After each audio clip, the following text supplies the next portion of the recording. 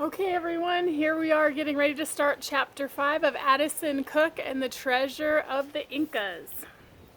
So when we last left Molly and Addison, they were in their ransacked apartment, and Addison had decided that if he was going to try and find the second key, he needed to assemble a team. That's where we left off. Chapter 5, Code Blue. Addison crawled across his bunk bed and cranked open the rear window that faced onto the apartment courtyard. On the window ledge, he kept a rubber ball tied to a long piece of string. When he tossed the ball out the window, it dropped exactly 35 feet and bounced against the bedroom window 3 stories below. Eddie Chang woke up to the familiar signal of Addison's rubber ball tapping against his window. He desperately wanted to sleep, rather than get involved in another one of Addison's inadvisable adventures. If 7th grade had taught Eddie anything, it was that following Addison on one of his schemes was a surefire path to a grounding.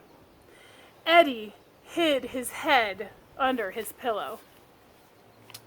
But the ball kept tapping, and curiosity always got the better of Eddie.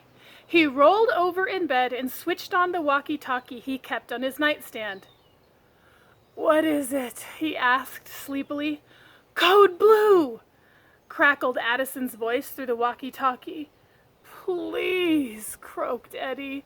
"Please, no Code Blue." Eddie looked at the alarm clock on his dresser. "Addison, it's after midnight." "Code Blue is a mission of the highest urgency. You took an oath." "I have piano lessons first thing in the morning." "I'm going back to sleep." "Fine. I guess I don't need your help retrieving 750 tons of Incan gold." "You are correct." Eddie switched off the walkie-talkie and closed his eyes. After a minute, his eyes flickered open. Eddie clicked on the walkie-talkie. "Addison," he said slowly, "did you say 750 tons of gold?" At his window ledge, Addison clipped a second walkie-talkie onto a zip line. He gave it a push and watched it whisk along the wire across the apartment courtyard. The walkie-talkie slid directly into the open bedroom window across the way, conking a sleepy 7th grader on the head.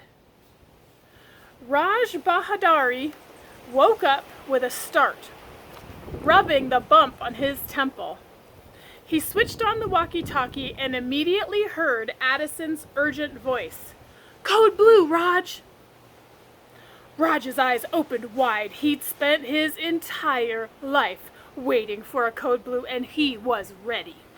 Raj ripped off his bedsheets, already dressed in his camouflage army pants, combat boots, black t-shirt, and dog tags. He wore a bandana wrapped around his forehead and another one tied around his bicep.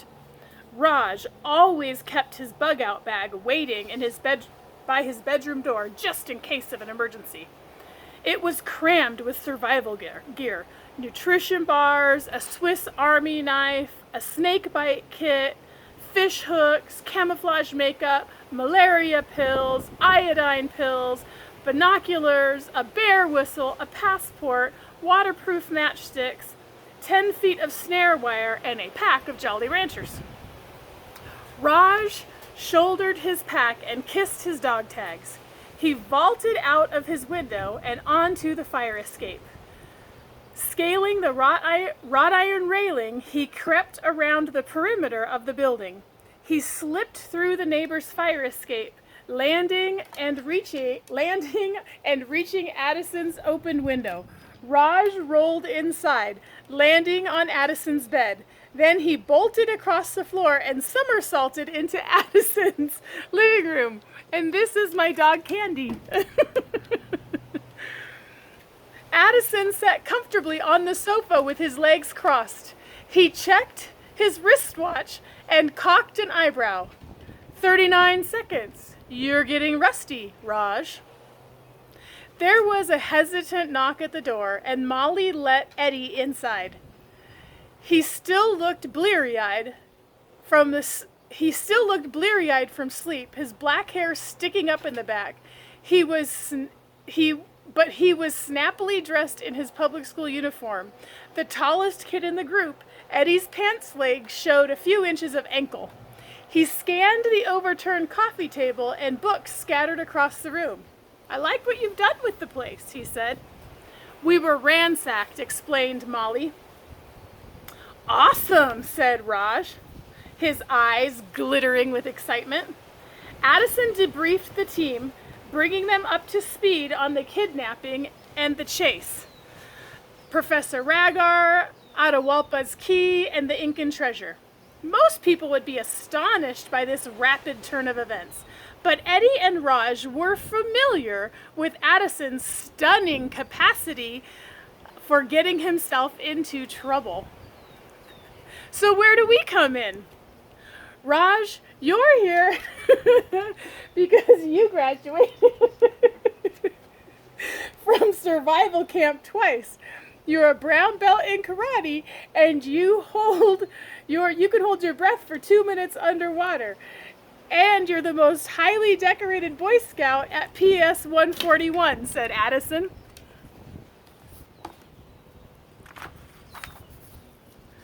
"Why am I here?" asked Eddie. "You speak Spanish." "He does?" said Molly incredulously. "See," Eddie shrugged, "because of my nanny."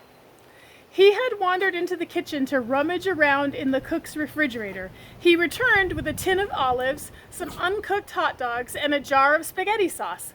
Addison pulled out his notebook and showed Eddie his copy of Atahualpa's key. "It's a riddle that leads us to the next key. Can you translate it?" "It's impressive writing," said Eddie, peering at the intricate Spanish cursive inlaid in the key. "It's like cake frosting." "What does it say?"